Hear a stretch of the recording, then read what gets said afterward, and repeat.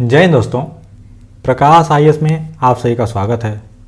दोस्तों, जैसा कि आपको ज्ञात है कि हम अपनी एक यूपी स्पेशल की सीरीज कर रहे हैं, जिसमें हम उत्तर प्रदेश के सामान्य ज्ञान के बारे में चैप्टर वाइज करते चले जा रहे हैं। इस सीरीज में अब तक हमने उत्तर प्रदेश के सामान्य परिचय को देखा, उसके बाद उसका इतिहास देखा, उसका राजनीतिक प्रशासनिक ढांचा देखा, वहाँ के राज्यपाल, मुख्यमंत्री, विधानसभा के अध्यक्ष के बारे में देखा, फिर देखा उसकी भौगोलिक संरचना के बारे में। और इस सीरीज में आज आगे बढ़ते हुए देखेंगे हम उत्तर प्रदेश की जलवायु के बारे में और उत्तर प्रदेश के कृषि जलवायु क्षेत्रों के बारे में, क्योंकि इनसे भी कई सारे एग्जाम्स में क्वेश्चन डायरेक्ट पूछे जाते रहे हैं। और ये जो सीरीज है आपके उत्तर प्रदेश पीसीएस आयोग द्वारा आयोजित होने वाले सभी एग्जाम्स के लिए काफ़ी ज़्यादा महत्वपूर्ण है। लाइक आरओ का जो एग्ज़ाम है, जो पीसीएस का प्री एग्ज़ाम होता है, उसके बाद जो पीसीएस जे का एग्ज़ाम है, इन सभी एग्ज़ाम्स के लिए ये काफ़ी ज़्यादा महत्वपूर्ण है। साथ साथ जो लोअर पीसीएस वाला आया होगा यूपी ट्रिपल एससी, जिसके थ्रू आपका जो पेट वाले पेपर होने वाला है और अन्य जो भी एग्ज़ाम्स आने वाले हैं उत्तर प्रदेश से रिलेटेड, उन सभी के लिए काफ़ी ज़्यादा महत्वपूर्ण है। तो चलिए देर न करते हम आगे बढ़ते हैं और आज देखते हैं उत्तर प्रदेश की जलवायु के बारे में। देखिए, उत्तर प्रदेश की जलवायु अपनी विविधता और मानसूनी प्रगति के कारण राज्य की अर्थव्यवस्था और जनजीवन में काफ़ी महत्वपूर्ण भूमिका निभाती है। आपको पता है कि उत्तर प्रदेश एक कृषि प्रधान राज्य है, इसके नाते यहाँ की जलवायु का सीधा संबंध लोगों की आजीविका से भी है, तो इसलिए उत्तर प्रदेश की जलवायु महत्वपूर्ण हो जाती है। अब देखते हैं उत्तर प्रदेश की जलवायु कैसी है। उष्णकटिबंधीय मानसूनी है, ट्रॉपिकल मानसून क्लाइमेट प्रकार की है, लेकिन राज्य के विशाल आकार और विविध स्थलाकृति के कारण इसमें क्षेत्रीय भिन्नताएँ पाई जाती हैं। कोपेन के अनुसार जो जलवायु का वर्गीकरण है, उत्तर प्रदेश मुख्य रूप से शुष्क शीत मानसूनी जलवायु पाई जाती है, CWG पाई जाती है। देखिए, ये क्वेश्चन बार बार बस यही पूछता है कि कोपेन के अनुसार उत्तर प्रदेश की जलवायु कैसी है, तो उसके लिए देखिए मैप लगा दिया, पूरे इंडिया का ही मैप लगा दिया। कोपेन के अनुसार ये वर्गीकरण है जलवायु का, ऑल इंडिया का। तो देखेंगे हमारा जो पूरा उत्तर प्रदेश वाला जो एरिया है, वो पूरा एक ग्रीन वाला एरिया जो CWG टाइप है उसमें आ जाता है। ठीक है, तो कोपेन के अनुसार क्या हो गया, हमारा उत्तर प्रदेश की जलवायु CWG होगी, शुष्क शीत मानसूनी जलवायु होगी। महत्वपूर्ण है, इसको देख लीजिएगा। इसके बाद आगे देखते हैं कि जो जलवायु है उसका वर्गीकरण कैसे है। तो भौगोलिक विशेषताओं के आधार पर उत्तर प्रदेश को मुख्य रूप से 2 जलवायु प्रदेशों में बांटा गया है। पहला है हमारा आर्द्र एवं उष्ण प्रदेश, जिसमें 2 आते हैं, एक तराई क्षेत्र आता है और एक पूर्वी उत्तर प्रदेश आता है। जो तराई क्षेत्र है ये उत्तर प्रदेश के उत्तरी भाग में हिमालय की तलहटी में स्थित है और यहाँ आर्द्रता अधिक होती है और वर्षा भी अच्छी होती है। वहीं जो पूर्वी उत्तर प्रदेश है, यहाँ पे अपेक्षाकृत जो आर्द्र और उष्ण रहता है यहाँ जो मौसम है, और यहाँ मानसूनी वर्षा अधिक होती है। इसके बाद जो दूसरा क्षेत्र है वह क्या है, साधारण आर्द्र एवं उष्ण क्षेत्र। इसमें सबसे पहले हम देखेंगे मध्यवर्ती मैदानी क्षेत्रों के बारे में। तो ये क्या है कि गंगा यमुना दोआब और उसके आसपास का क्षेत्र है और यहाँ की जलवायु सामान्यतः आर्द्र और उष्ण होती है। पश्चिमी मैदानी क्षेत्र देखते हैं तो ये अपेक्षाकृत कम आर्द्र और ग्रीष्मकाल में अधिक सूखा हो जाता है। उसके बाद देखते हैं जो बुंदेलखंड का पहाड़ी और पठारी क्षेत्र है, दक्षिणी पठारी क्षेत्र है, यह क्षेत्र ग्रीष्मकाल में अत्यधिक शुष्क और गर्म होता है, जबकि यहाँ वर्षा कम होती है।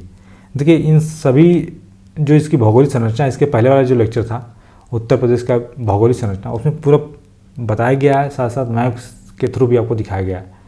तो इस लेक्चर को देखने से पहले आप उस लेक्चर को एक बार देख लीजिएगा, जिससे आपको बिल्कुल भी डाउट नहीं होगा कि ये क्षेत्र कहाँ पड़ते हैं, कैसे कैसे इनकी लोकेशन है। इसीलिए यह एक सीरीज में चल रहा है, जिससे कि आप जब आप पिछला लेक्चर देखे रहेंगे तो आपको अगले लेक्चर को पढ़ने में समझने में कोई भी समस्या उत्पन्न नहीं होगी। इसके बाद देखते हैं कि जो उत्तर प्रदेश में अलग अलग ऋतुएं पाई जाती हैं उनके बारे में। तो सबसे पहले पड़ती है ग्रीष्म ऋतु, कब से लेकर कब तक, मार्च मध्य से लेकर जून के मध्य तक। यह ऋतु अत्यधिक गर्म और शुष्क होती है, काफ़ी सूखी होती है। मई और जून माह सबसे अधिक गर्म होते हैं। औसत अधिकतम तापमान कितना होता है, 36 लेकर 39 डिग्री सेल्सियस तक। न्यूनतम तापमान 21 से 23 डिग्री सेल्सियस तक। कुछ स्थानों पर, विशेषकर जो दक्षिण पठारी क्षेत्र है, वहाँ तापमान 45 डिग्री सेल्सियस या इससे अधिक 47 से 48 डिग्री सेल्सियस तक भी पहुँच जाता है, जो गर्मी का महीना होता है। ठीक है, इसमें क्या होती हैं, लू चलती हैं। मई जून में अत्यधिक गर्म और शुष्क पश्चिमी हवाएं चलती हैं, जिन्हें क्या कहा जाता है, लू कहा जाता है।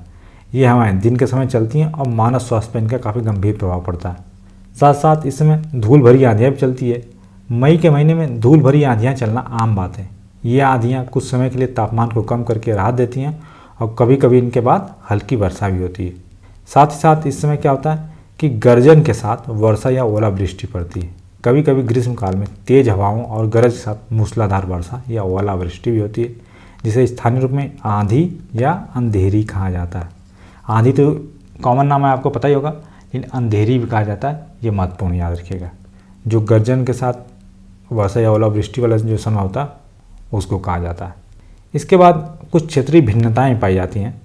तो सर्वाधिक गर्मी कहाँ पड़ती है? आगरा और झांसी में। ये दक्षिणी पठारी क्षेत्र में आते हैं, इसलिए यहाँ सबसे अधिक गर्मी पाई जाती है। और सबसे कम गर्मी कहाँ होती है? जो बरेली वाला एरिया है, तराई क्षेत्र के पास में, वहाँ सबसे कम गर्मी पड़ती है। तो ये महत्वपूर्ण क्वेश्चन ये पूछता है कि उत्तर प्रदेश में सर्वाधिक गर्मी जो है कहाँ पड़ती है, कहाँ पाई जाती है, कहाँ होती है? तो ये आगरा और झांसी में। इसके बाद अगली है जो हमारी ऋतु है, ये है वर्षा ऋतु। ये जून मध्य से स्टार्ट होती है और सितंबर अक्टूबर तक चलती है। देखिए, वर्षा का स्रोत क्या है कि उत्तर प्रदेश में अधिकांश वर्षा लगभग 85% दक्षिणी पश्चिम मानसून से प्राप्त होती है। ये महत्वपूर्ण है। ये क्वेश्चन पूछता है, डायरेक्ट ही पूछता है कि आपका जो उत्तर प्रदेश की अधिकांश वर्षा किसके थ्रू आती है? तो जो बंगाल की खाड़ी वाली जो शाखा है मानसून का, उससे आती है। और थोड़ी बहुत वर्षा किससे आती है? अरब सागर वाली जो शाखा आती है, वो दक्षिणी पठारी भागों में ही उससे वर्षा होती है। ठीक है। इसके बाद जो वर्षा का वितरण है, तो प्रदेश में पूर्व से पश्चिम की ओर जाने पर वर्षा की मात्रा में कमी आती है। सर्वाधिक वर्षा कहाँ होती है? गोरखपुर में। औसतन कितना है? 184.7 सेंटीमीटर। और न्यूनतम वर्षा कहाँ होती है? मथुरा में। औसतन 54.4 सेंटीमीटर। पूर्वी मैदानी क्षेत्र की औसत वार्षिक वर्षा कितना है? 112 सेंटीमीटर। तो जो पूर्वी क्षेत्र है वहाँ वर्षा अधिक होती है, पश्चिमी क्षेत्र में वर्षा कम होती है। सबसे अधिक गोरखपुर में होती है, सबसे कम मथुरा में होती है। और जो मानसून का समय होता है, प्रदेश में प्रथम मानसूनी वर्षा जून के अंतिम सप्ताह में होती है और जुलाई और अगस्त माह में सर्वाधिक होती है। इसका प्रभाव क्या पड़ता है? नदियों का जलस्तर जो होता है बढ़ जाता है, जिससे बाढ़ का खतरा रहता है। और खासकर जो पूर्वी उत्तर प्रदेश वाला एरिया है वो है, क्योंकि वहीं हमने पढ़ा ना कि अत्यधिक वर्षा होती है, इसलिए वहाँ बाढ़ की संभावना भी अत्यधिक हो जाती है। अनियमित या कम वर्षा होने पर सूखे की स्थिति भी उत्पन्न होती है, खासकर जो बुंदेलखंड और पश्चिमी उत्तर प्रदेश के कुछ हिस्सों में।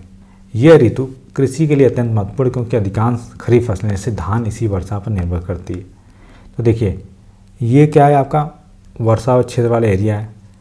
जो उत्तर प्रदेश में अत्यधिक वर्षा जो होती है, मैक्सिमम जो बारिश होती है, ये वाला जो मानसून का जाता है इससे ही होती है, लगभग 85% इससे। जो ये अरेबियन सागर वाली जो हो जाती है, वो यहाँ जो दक्षिणी पठार हैं, जो ये वाले हिस्सा है, इसी एरिया में लगभग उससे वर्षा होती है। ठीक है। देखिए, ये है उत्तर प्रदेश, ये शिवालिक है, ये तराई क्षेत्र है।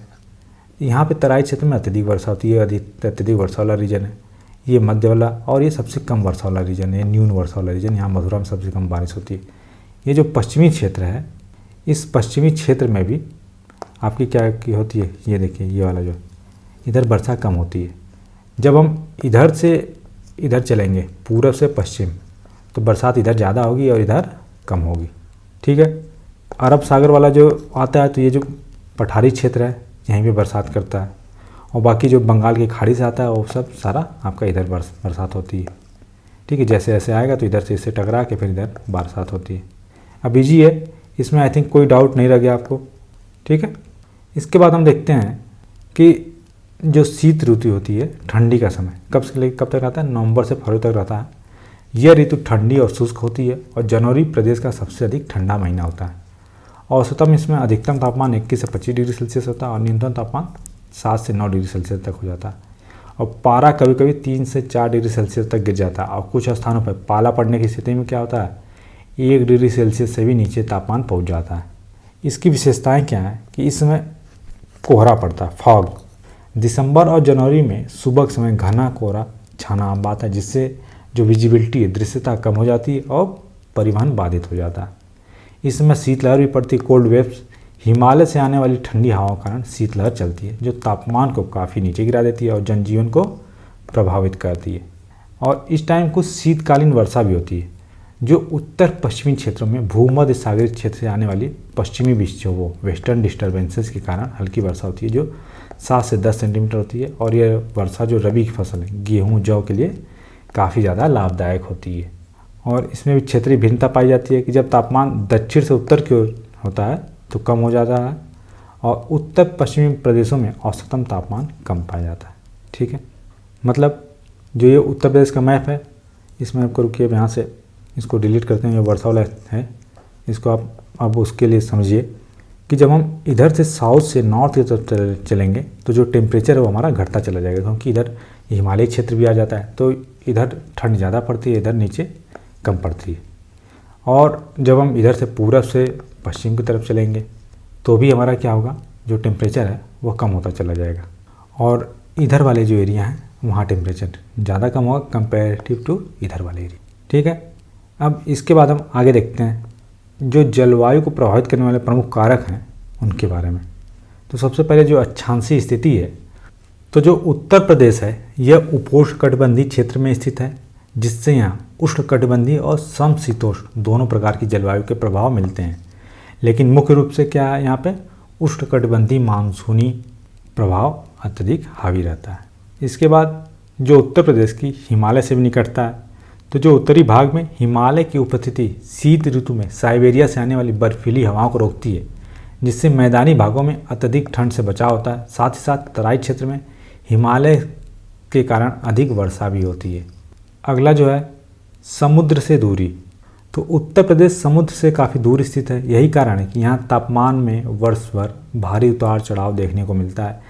गर्मियों में अत्यधिक गर्मी पड़ती है और सर्दियों में अत्यधिक ठंड पड़ती है। तो ये भी एक प्रमुख कारण है जलवायु में को प्रभावित करने में।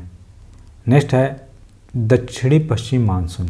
यह भारत में वर्षा का मुख्य स्रोत है और उत्तर प्रदेश में अधिकांश वर्षा इसी से होती है, जो बंगाल की खाड़ी वाले शाखा है और राज्य के पूर्वी और मध्य भागों में अधिक वर्षा लाती है, जबकि अरब सागर शाखा दक्षिणी पठारी भाग को प्रभावित करती है, वहाँ पे वर्षा लेके आती है।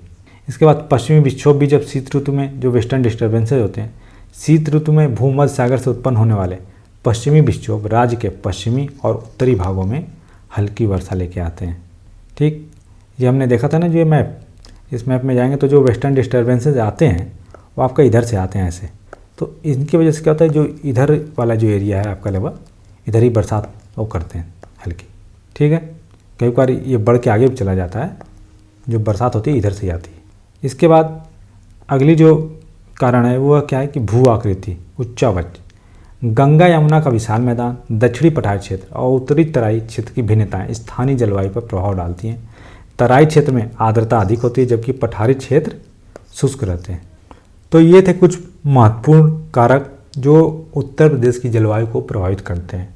इसके बाद देखते हैं कि जो जलवायु परिवर्तन हो रहा है उससे क्या प्रभाव पड़ते हैं और उससे क्या कौन सी चुनौतियाँ हैं। तो हाल के वर्षों में उत्तर प्रदेश में जलवायु परिवर्तन के स्पष्ट प्रभाव देखे जा रहे हैं। जैसे वर्षा का जो पैटर्न है उसमें बदलाव देखने को मिलता है। अब अनियमित वर्षा, कहीं अत्यधिक वर्षा से बाढ़ तो कहीं कम वर्षा से सूखा पड़ने लगता है। इससे जो कृषि है उस पर काफ़ी ज़्यादा निगेटिव इफेक्ट पड़ता है। तापमान में वृद्धि देखी जा रही है। ग्रीष्मकाल के समय में तापमान में बढ़ोतरी और लू की घटनाओं में वृद्धि हो रही है जलवायु परिवर्तन के कारण। शीतलहर और कोहरे की तीव्रता, सर्दियों में शीतलहर और घने कोहरे की अवधि भी और तीव्रता में भी काफ़ी ज़्यादा बदलाव हो रहा है। तो ये सभी जो है जलवायु परिवर्तन के प्रभाव हैं। इसके बाद कृषि पर भी प्रभाव पड़ रहा है।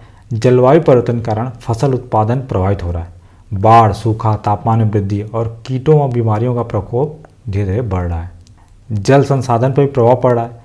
जो भूजल स्तर उसमें गिरावट देखने को मिल रहा है और नदियों के जल स्तर में भी अनियमितता देखने को मिल रही है। इससे जो मानव स्वास्थ्य है वो भी प्रभावित हो रहा है। तो अत्यधिक गर्मी और ठंड के कारण स्वास्थ्य संबंधी समस्याएं बढ़ रही हैं। तो ये थी कुछ प्रमुख जो जलवायु परिवर्तन के प्रभाव और चुनौतियाँ।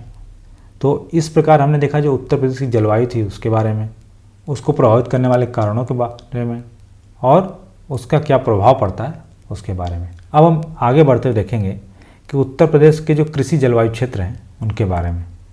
ये महत्वपूर्ण है, इनसे आपके क्वेश्चन कई सारे पूछे गए हैं, तो इनको भी हम एक बार देख लेते हैं। देखिए, उत्तर प्रदेश को उसकी वर्षा, भूभाग, तापक्रम और मिट्टी की विशेषताओं के आधार पर 9 कृषि जलवायु क्षेत्रों में विभाजित किया गया है। महत्वपूर्ण है, कई बार क्वेश्चन पूछता है, डायरेक्ट आपको 9 याद रखना चाहिए। ये क्षेत्र कृषि पद्धतियों को अनुकूलित करने और बेहतर उत्पादकता सुनिश्चित करने में मदद करते हैं। कौन कौन से क्षेत्र हैं? सबसे पहले हमारा भाबर एवं तराई क्षेत्र। यह क्षेत्र हिमालय की तलहटी में स्थित है और इसकी विशेषता दलदली नम भूमि और घने जंगल हैं। कौन कौन से ज़िले होते हैं? सहारनपुर, मुजफ्फरनगर, बिजनौर, मुरादाबाद, रामपुर, बरेली, पीलीभीत, लखीमपुर खीरी, बहराइच, श्रावस्ती, बलरामपुर, सिद्धार्थनगर और महाराजगंज के कुछ हिस्से इस एरिया में आते हैं। यहाँ की जलवायु कैसी है? यह है उपोष्णकटिबंधीय सब ट्रॉपिकल, जहाँ गर्मियाँ नमी और सर्दियाँ ठंडी होती हैं। मिट्टी यहाँ मुख्य रूप से जलोढ़ मिट्टी पाई जाती है, एलुवियल सॉइल पाई जाती है, जो कि दोमट, लोमी और मटियार दोमट, सिल्टी लोम प्रकार की होती है। ये मिट्टियाँ जैविक पदार्थों से भरपूर और उपजाऊ होती हैं। यहाँ में जो औसत वार्षिक वर्षा कितनी है? 1015.4 mm। ठीक, ये उत्तर प्रदेश के सर्वाधिक वर्षा वाले क्षेत्रों में से एक है। और यहाँ फसलें मुख्यतः कौन बोई जाती हैं? धान, गन्ना, गेहूँ, मक्का और तिलहन, ये प्रमुख फसलें हैं ये जो भाबर अंतराई क्षेत्र है उसमें। इसके बाद आता आपका अगला एरिया पश्चिमी मैदान क्षेत्र। ये क्षेत्र पश्चिमी उत्तर प्रदेश का हिस्सा है जो कि अपेक्षाकृत सूखा होता है। इसमें कौन कौन से जिले आते हैं? मेरठ, गाजियाबाद, गौतम बुद्ध नगर, बुलंदशहर, हापुड़ और बागपत के कुछ हिस्से। यहाँ जलवायु उपोष्णकटिबंधीय, लेकिन तराई क्षेत्र की तुलना में यहाँ गर्मी थोड़ी शुष्क और सर्दी भी अधिक ठंडी होती है। मिट्टी यहाँ कैसी पाई जाती है? जलोढ़ मिट्टी पाई जाती है, जिसमें बलुई दोमट, सैंडी लोम और दोमट मिट्टी प्रमुख है। यहाँ पे औसत वार्षिक वर्षा कितनी होती है? 75 सेंटीमीटर या 751.7 mm औसत वार्षिक वर्षा होती है। और यहाँ की मुख्य फसलें कौन कौन सी हैं? गेहूँ, गन्ना, धान, मक्का और सब्जियाँ। यह क्षेत्र गन्ने की खेती के लिए काफ़ी ज़्यादा प्रसिद्ध है, ये महत्वपूर्ण है। ये क्वेश्चन पूछा जाता है कि पश्चिमी मैदान क्षेत्र किसके लिए है? तो गन्ने की खेती के लिए। इसके बाद नेक्स्ट है मध्य पश्चिमी मैदान क्षेत्र। यह क्षेत्र पश्चिमी और मध्य उत्तर प्रदेश के बीच का संक्रमण क्षेत्र है। कौन कौन जिले आते हैं? बरेली, बदायूं, शाहजहाँपुर, पीलीभीत के कुछ हिस्से और फर्रुखाबाद। यहाँ जलवायु कैसी होती है? उपोष्णकटिबंधीय, तापमान में थोड़ा अंतर होता है। मिट्टी यहाँ दोमट मिट्टी, बलुई दोमट और मटियार दोमट होती है। औसत वार्षिक वर्षा होती है 1022.2 mm। और मुख्य फसलें कौन सी हैं? गेहूँ, गन्ना, धान, आलू और तिलहन। इसके बाद जो अगला हमारा क्षेत्र है यह है दक्षिणी पश्चिमी अर्ध शुष्क मैदानी क्षेत्र। यह क्षेत्र राजस्थान की सीमा से सटा हुआ है, इसलिए यहाँ की जलवायु अर्ध शुष्क होती है। कौन कौन से जिले यहाँ आते हैं? आगरा, मथुरा, अलीगढ़, एटा, मैनपुरी और फिरोजाबाद। जलवायु यहाँ पे अर्ध शुष्क सेमी एरिड होती है, जहाँ गर्मियाँ बहुत गर्म और शुष्क होती हैं, जबकि सर्दियाँ हल्की ठंडी होती हैं। मिट्टी यहाँ पे कैसी है? मुख्य रूप से जलोढ़ मिट्टी है, जिसमें बलुई दोमट और दोमट मिट्टी शामिल है। कुछ क्षेत्रों में लवणता और क्षारीयता की भी समस्या देखने को मिलती है। और औसत वार्षिक वर्षा यहाँ होती है कितनी? 663.3 mm। यह राज्य के सबसे कम वर्षा वाले क्षेत्रों में से एक है। और यहाँ मुख्य फसलें कौन कौन सी बोई जाती हैं? गेहूँ, बाजरा, सरसों, चना और आलू यहाँ बोया जाता है। इसके बाद अगला जो कृषि जलवायु क्षेत्र है यह है मध्य मैदान क्षेत्र, सेंट्रल प्लेन जोन्स। यह उत्तर प्रदेश का मध्य भाग है जो राज्य के कृषि उत्पादन में महत्वपूर्ण भूमिका निभाता है। इसमें कौन कौन से जिले आते हैं? कानपुर नगर, कानपुर देहात, उन्नाव, लखनऊ, हरदोई, सीतापुर, बाराबंकी और फतेहपुर के कुछ हिस्से इसमें आते हैं। यहाँ की जो जलवायु है यह समशीतोष्ण है, जहाँ गर्मियाँ और सर्दियाँ दोनों मध्यम होती हैं। मिट्टी यहाँ पे दोमट मिट्टी है, चिकनी दोमट और बलुई दोमट मिट्टी है। यह मिट्टी विभिन्न प्रकार की फसलों के लिए उपयुक्त है। और यहाँ औसत वार्षिक वर्षा कितनी होती है? 848.2 mm। और मुख्य फसलें कौन कौन सी हैं? गेहूँ, धान, गन्ना, दलहन, दालें और तिलहन। इसके बाद अगला क्षेत्र है हमारा बुंदेलखंड क्षेत्र। यह पठारी क्षेत्र है और इसकी विशेषता क्या है? यहाँ पथरीली भूमि है और यहाँ अनियमित वर्षा होती है। जिले कौन कौन से आते हैं यहाँ पे? झांसी, ललितपुर, जालौन, हमीरपुर, महोबा, बांदा और चित्रकूट। यहाँ की जो जलवायु है यह अर्ध शुष्क से शुष्क होती है, एरिड टू सेमी एरिड होती है। और अत्यधिक गर्मी पड़ती है और ठंडियाँ यहाँ हल्की ठंडी पड़ती है। मिट्टी यहाँ मुख्य रूप से काली मिट्टी पाई जाती है जो कपास की खेती के लिए उपयुक्त है। कावर, राकर और पड़वा जैसी लाल पीली मिट्टियाँ भी यहाँ पाई जाती हैं। तो क्वेश्चन ये पूछता है कि कावर, राकर, पड़वा क्या है? ये मिट्टियों का प्रकार है। ये मिट्टियाँ जल धारण क्षमता में भिन्न होती हैं। और यहाँ औसत वार्षिक वर्षा कितनी होती है? 876.1 mm। यहाँ की जो मुख्य फसलें कौन कौन सी? चना, मटर, अरहर, ज्वार, बाजरा और कुछ दलहन। यह क्षेत्र पानी की कमी कारण कम सघन कृषि के लिए जाना जाता है। इसके बाद जो हमारा अगला क्षेत्र है यह है उत्तर पूर्वी मैदान क्षेत्र। यह क्षेत्र घाघरा और राप्ती नदियों के बीच में स्थित है और उच्च वर्षा प्राप्त करता है। इसमें ज़िले कौन कौन से आते हैं? बहराइच, गोंडा, बलरामपुर, बस्ती, गोरखपुर, सिद्धार्थनगर, महाराजगंज, कुशीनगर और देवरिया आता है। जलवायु यहाँ पे आर्द्र उपोष्णकटिबंधीय, ह्यूमिड सब ट्रॉपिकल, उच्च आर्द्रता और अच्छी वर्षा होती है। यहाँ काफ़ी ज़्यादा वर्षा होती है। मिट्टी यहाँ मुख्य रूप से जलोढ़ मिट्टी पाई जाती है जो दोमट और मटियार दोमट प्रकार की होती है। यहाँ औसत वार्षिक वर्षा 1200 mm से अधिक होती है। ठीक है। और यहाँ की मुख्य फसलें कौन कौन सी हैं? धान, चावल, गेहूँ, गन्ना और मक्का। यह क्षेत्र धान के लिए काफ़ी ज़्यादा उपयुक्त है। इसके बाद जो अगला क्षेत्र ये है पूर्वी मैदान क्षेत्र, ईस्टर्न प्लेन्स। यह क्षेत्र उत्तर प्रदेश के पूर्वी भाग में स्थित है और गंगा नदी बेसिन का हिस्सा है। यहाँ कौन कौन जिले आते हैं? आजमगढ़, बलिया, मऊ, फैजाबाद, अम्बेडकर नगर। यह फैजाबाद का नाम अब बदल के अयोध्या हो गया। ठीक। गाजीपुर, जौनपुर, संत रविदास नगर, भदोही, वाराणसी। यहाँ की जलवायु कैसी है? यह है आर्द्र उपोष्णकटिबंधीय जलवायु और मिट्टी यहाँ पे उपजाऊ जलोढ़ मिट्टी जिसमें दोमट और मटियार दोमट प्रकार की मिट्टियाँ शामिल हैं। औसत वार्षिक वर्षा कितनी होती है? यहाँ पे भी वर्षा अधिक होती है, तो 900 से लेकर 1100 mm तक वर्षा यहाँ होती है। और यहाँ की मुख्य फसलें कौन सी है? धान, गेहूँ, गन्ना, दलहन और सब्जियाँ यहाँ की मुख्य फसलें हैं। इसके बाद अंतिम जो हमारा कृषि जलवायु क्षेत्र यह है विंध्या क्षेत्र। यह क्षेत्र राज्य के दक्षिण पूर्वी सिरे पर स्थित है और पठारी भूमि से घिरा हुआ। इसमें कौन कौन जिले आते हैं? सोनभद्र और मिर्जापुर। यहाँ की जलवायु उपोष्णकटिबंधीय लेकिन पठारी इलाके होने के कारण तापमान में विविधता होती है। यहाँ पे मिट्टी लाल और पीली मिट्टी है जो बुंदेलखंड की मिट्टियों से समानता रखती है। वर्षा यहाँ भी 1000 से 1200 mm तक वर्षा होती है। और यहाँ की जो मुख्य फसलें कौन सी हैं? धान, गेहूँ, चना और कुछ मोटे अनाज। यह क्षेत्र खनन की गतिविधियों के लिए काफ़ी ज़्यादा महत्वपूर्ण है। तो ये थे हमारे 9 प्रकार के कृषि जलवायु क्षेत्र जो उत्तर प्रदेश में पाए जाते हैं, जिनसे कई सारे क्वेश्चन पूछे जाते हैं। तो आपको इनके बारे में बता दिए कौन कौन से ज़िले इन क्षेत्र में आते हैं, वहाँ की जलवायु कैसी है, वहाँ की मिट्टी कैसी है, वहाँ की वार्षिक वर्षा कैसी होती है और वहाँ पे मुख्य फसलें कौन सी उगती हैं। अब हम इन सभी क्षेत्रों को एक बार मैप के थ्रू भी देख लेते हैं।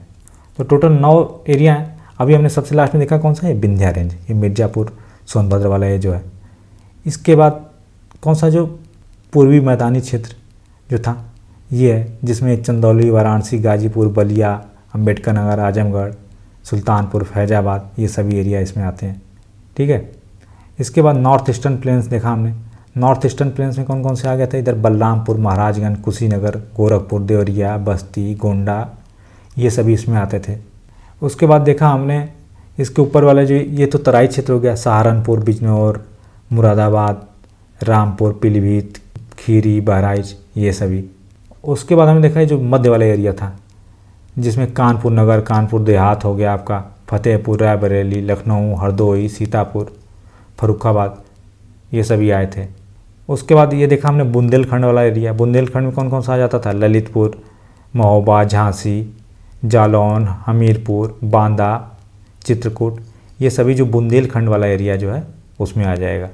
इसके बाद जो सेमी एरिड और जो साउथ वेस्टर्न वाला एरिया था जो राजस्थान साथ बॉर्डर शेयर कर रहा था, तो उसमें आपका मथुरा आ गया, आगरा आ गया, अलीगढ़ आ गया, एटा आ गया, फिरोजाबाद आ गया, मैनपुरी आ गया, ये सभी ज़िले आ गए जो राजस्थान साथ बॉर्डर शेयर कर रहे थे, सेमी एरिड वाले जो पश्चिमी प्रदेश थे। इसके बाद जो पश्चिमी प्रदेश जो थे, पश्चिमी में कौन कौन से आ गए थे? गाज़ियाबाद था, नोएडा था, हापुड़ था, मेरठ था, बागपत, मुजफ्फरनगर, ये सभी पश्चिमी प्रदेश का हिस्सा थे। और अंतिम एक और बचा क्या? पश्चिमी मध्य प्रदेश, जो मध्य में था वो कौन कौन से थे? यहाँ शाहजहाँपुर, बरेली, बदायूं, मुरादाबाद, ये सभी कुछ एरिया उस समय पड़े थे जो कि मध्य क्षेत्र में आ रहे थे। तो इस प्रकार से हमने देखा जो उत्तर प्रदेश के सभी जो 9 एग्रो क्लाइमेट जोन थे, कृषि जलवायु क्षेत्र थे, उनके बारे में। ये एग्जाम के दृष्टिकोण से महत्वपूर्ण है, इसको आप 1 या 2 बार देख लीजिएगा। और इन कृषि जलवायु क्षेत्रों का निर्धारण कृषि संबंधित नीतियों, फसल योजना और सिंचाई प्रबंधन में महत्वपूर्ण भूमिका निभाता है, ताकि जो प्रत्येक क्षेत्र की विशिष्ट आवश्यकताओं के अनुसार कृषि की उत्पादकता को अधिकतम किया जा सके और अलग अलग नीतियाँ इन्हीं क्षेत्रों के आधार पर बनाई जा सके। ठीक है। तो आज के लेक्चर में हमने पढ़ा उत्तर प्रदेश की जलवायु के बारे में और उत्तर प्रदेश के कृषि जलवायु क्षेत्रों के बारे में। इसकी जो लेक्चर है, इसकी PDF आपको हमारे टेलीग्राम चैनल पर उपलब्ध हो जाएगी।